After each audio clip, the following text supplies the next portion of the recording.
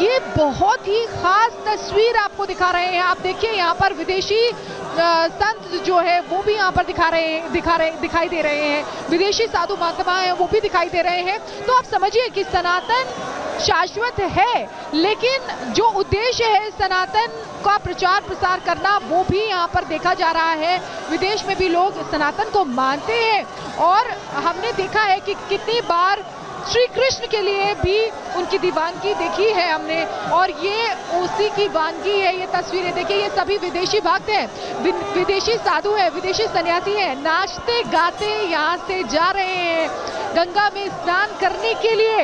ये दर्शाता है कि सनातन क्या है, सनातन कितना अलौकिक है, सनातन कितना दिव्य है और सनातन शाश्वत है, यानी कि जिसका आदि है ना अंत है, हमेशा रहने वाला सनातन है। ये आकाश, ये पृथ्वी, ये वायु, ये जल, ये सभी सनातन है। अगर सनातन की बात की जाए तो ये दिव्य दृश्य जो है रिपब्लिक भारत के जरिए हम अपने दर्शकों को दिखा रहे हैं, बहुत खास। अब थोड़ा सा मैं अगर इधर दिखाएं तो घाटों पे भी लगातार लोग जा रहे हैं। जहां तक आप देखेंगे सिर्फ लोग ही लोग नजर आएंगे, यानी कि श्रद्धालु और भक्तगण नजर आएंगे।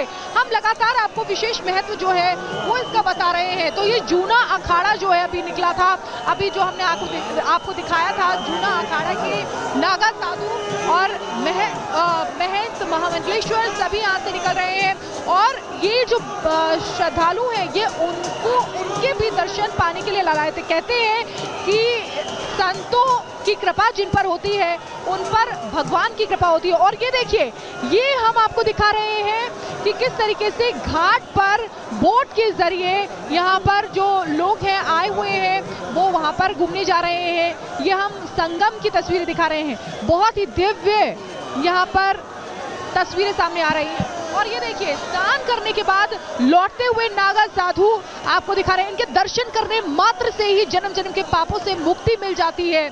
इनका दर्शन करने मात्र से ही आपके अंदर का उत्थान होता है, यानी कि जो आपके अंदर आत्मा की जागृति होती है और आत्मा का परमात्मा से मिलन होने की और अग्रसर भी आप होते हैं।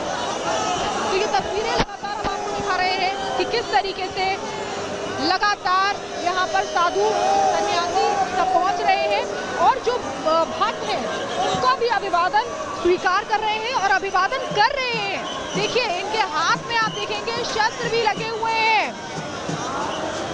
तो ये बताता है कि शास्त्रों के साथ शस्त्र भी यहाँ पर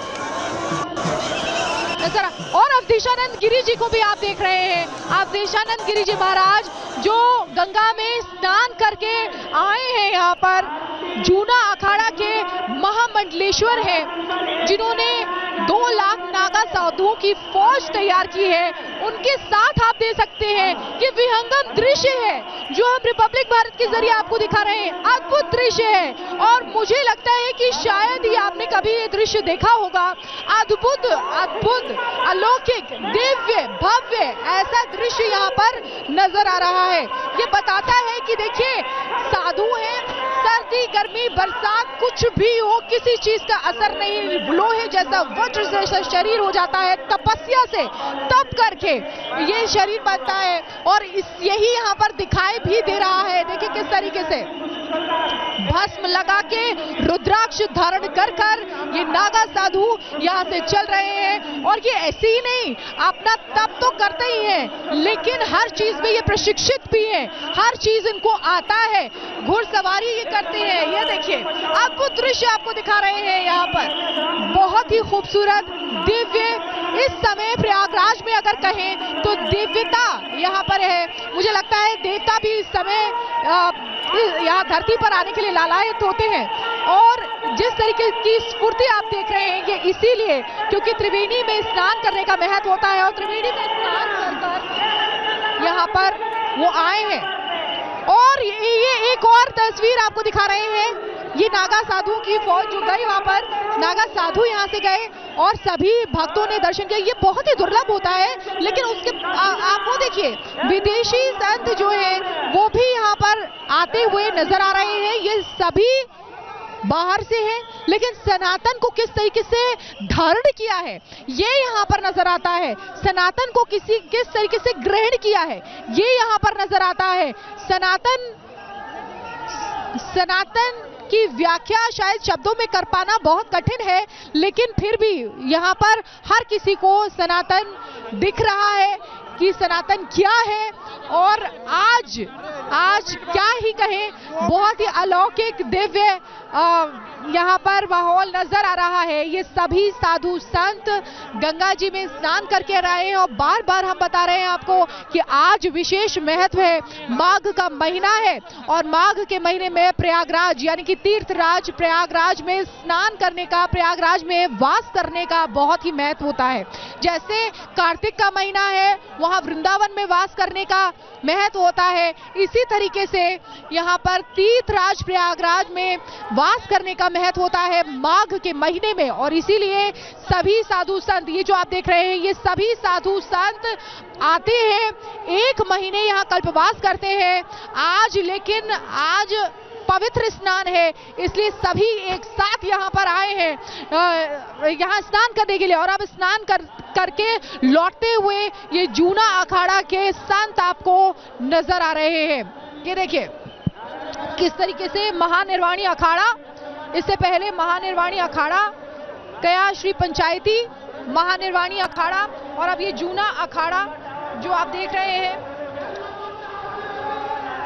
बहुत ही सुंदरता से। और देखिए एक और झांकी मैं आपको दिखाना चाहूंगी सनातन की, जिसमें आप देख सकते हैं कि ढोल मजीरे बजाते हुए, कीर्तन करते हुए यहाँ पर लोग नजर आ रहे हैं।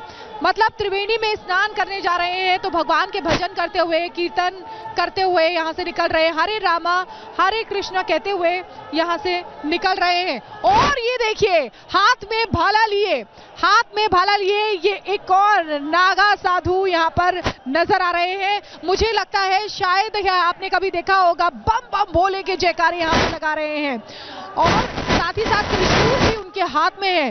तो ये बताता है कि किस तरीके से ऐसे ही नहीं है, अपने तप के बल पर इन्होंने ऐसे हासिल किया है। बड़ी बड़ी जटाएं, और बड़ी बड़ी जटाएं इसलिए कि बेहद कम उम्र में ही संन्यास ये ले लेते हैं, जिसके बाद बड़ी बड़ी जटाएं होती हैं और भस्म रमा के अद्भुत नजारा यहाँ पर नजर आ रहा है। और देखिए उधर भी साधु संत आपको दिखाई दे रहे होंगे। लगातार महामंडलेश्वर जो यहाँ पर चल रहे हैं और ये सभी गंगा स्नान करने के लिए जा रहे हैं। आज का नजारा, मुझे लगता है आज का दृश्य बहुत ही खूबसूरत है, बहुत ही अद्भुत है, बहुत ही भव्य है। और सनातनी एकता जो है वो कुंभ में देखने को मिल रही है। ना कोई यहाँ ब्राह्मण है, ना शूद्र है।